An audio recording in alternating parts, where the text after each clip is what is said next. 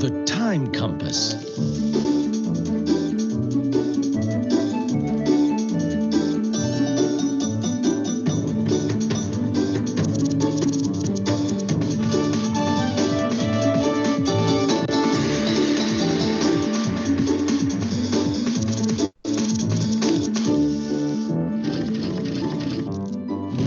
The Inca Empire, Part 1. The Inca civilization created some of the most wondrous landmarks in the world that are widely visited today. But the history of the Inca, who dominated a major part of South America for centuries, is shrouded in mystery. They lived in a part of South America called the Andes region, which includes long stretches of deserted coastline and the cold, high plateaus of the Andes Range. At 4,500 meters above sea level, the Andes Range is so high that oxygen is scarce, and it can be difficult to breathe. For a lot of people, it would not be a good place to live. I can't breathe. But don't be fooled. Many amazing peoples evolved in these lands. The Inca stood out from the rest and created a great empire. A large find of ancient pre-Incan artifacts were discovered in the city of Caral. This city is today considered to be the oldest in the Americas and one of the oldest in the world. It was built around the year 3000 BC, almost at the same time that Egypt flourished on the banks of the Nile. There were many peoples living in these areas before the Incas, like the Nazca, Moche, and Tiwanaku. Many of them created great art and were skilled at working with gold and silver. Some of them mastered textile arts, such as weaving beautiful patterns. The Nazca are especially famous thanks to the discovery of the Nazca lines, which are long geometric lines that can clearly be seen from space. And also dozens of giant drawings of animals. But these drawings are so big, they can only be seen clearly from the sky. So who were the Nazca making these drawings for? Oh, I know. Were they for aliens? You never know. But some scientists think that they were a calendar to help choose the best moments for planting seeds and harvesting. But there are a few people out there that think that the drawings really were made for aliens. Origins. Legends about the origins of the Incas have traveled by word of mouth for hundreds of years, surviving through wars and conquests to arrive to us today. The Incas didn't have a system of writing, so stories and legends were told over and over, and were eventually passed down from generation to generation. According to legend, Inti, the sun god, asked his son Ayar Manco to go to the earth to bring civilization to humankind. After the creation of the world, Ayar Manco and his wife, Mama Oclo, put on their best clothes and emerged from the depths of Lake Titicaca with a golden staff in their hands. His father instructed him that this staff would point them to where they should set up a great empire. After walking many kilometers towards the northeast, Ayar Manco and Mama Oclo watched in surprise as the staff embedded itself into the hill of Huanacori.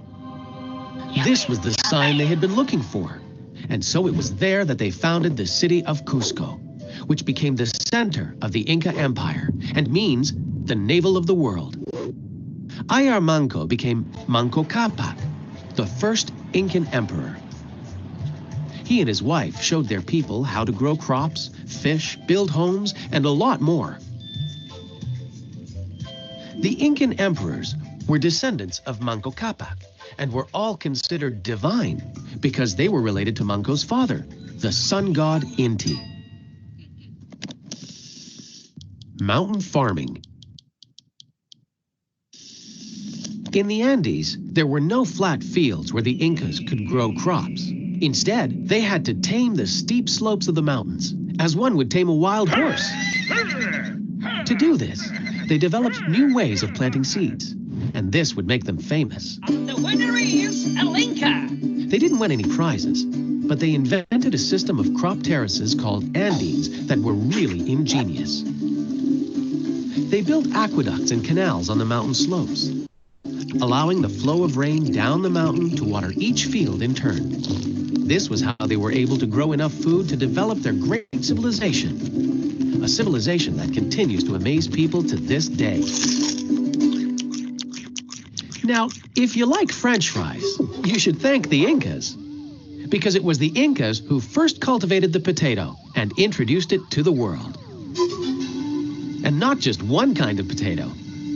They grew and harvested over 200 different kinds of potatoes. 200 different kinds? And that's not all.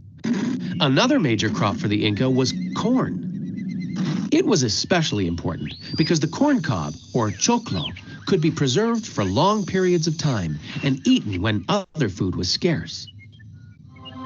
Corn was thought to be divine in origin and could only be eaten by the Incan court. Corn was eventually exported to Europe, and today, corn is the most common crop in the world. Inca. We all found ways to take care of ourselves while staying inside. And Activia is here with 1 billion probiotics and its delicious taste to support your gut health every day. Activia, feeling good starts inside. When I perform, I don't limit myself or my makeup because it's easy to remove even heavy makeup like a pro. With Nivea Micellar Expert for 0% greasy residue and clean, feel-good skin that breathes. From Nivea. The trails. Thanks to major military campaigns and alliances with neighboring populations, by the year 1438, the Inca Empire was massive. It extended from Colombia's Amazon through parts of Argentina and Chile. The Incas called this entire territory Tawantinsuyu, which means the Empire of Four Directions. The empire was run from the capital in Cuzco. Two things helped the Incas expand their empire. They were very good warriors, but they were also very good negotiators. For example, in order to avoid war, different peoples would give the Incas food, clothing, and fabrics, and the Incas would leave them in peace. The Incas had a powerful army, which was very good at planning, discipline, and strategy. This brought them countless victories, and they soon amassed a large territory. The Incas were very organized. They built a huge system of roads that crossed jungles, gorges, and mountains, which helped them expand their territory and move about quickly. The main road was the Royal Road, which united the cities of Cusco and Quito and was 2,400 kilometers long. Wow, that's pretty long. These roads served to encourage trade, but they also allowed for a great postal system. The roads were used by chasquis, who were highly trained runners. They were part of a relay system that was used to carry memorized messages from one town to another. A message could travel up to 200 kilometers a day. This meant that only the strongest and fastest runners could be chasquis. They could probably have given modern athletes a run for their money.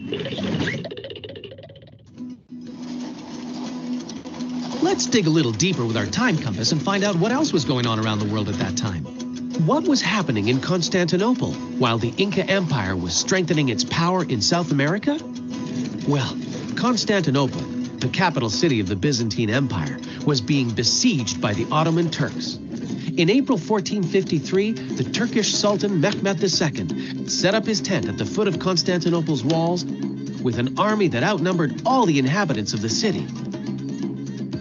For 2 months, the Turks bombarded the walls of the city with cannons. The Byzantine army was weakened, and the people began to go hungry because of a lack of food. You know what? They should have asked for a shipment of potatoes from the Incas. Well, that wasn't possible then. Nobody in Europe even knew that the American continents existed at that time. Not only did Europeans not know about the continents and peoples across the ocean, but they also wouldn't know what a potato was. because no one in Europe had ever seen a potato yet. Coming up in the next episode, the Inca Empire, Part 2. With the Inca Empire's growth, they began to need a system for keeping track of things. So they invented a mathematical system called the Quipu. All great empires need great organization to keep order across vast expanses of land and amongst many people. Fortunately, the Incas had a great administrative and political organization. And at the head of this organization was the emperor, the Sapa Inca. The Incas' greatest achievement was managing to provide every inhabitant of the empire with food and work. In fact, poverty did not exist in the Inca Empire. Of course, the emperor and nobility had many luxuries, but nobody in the empire went hungry, and everybody had clothes to wear.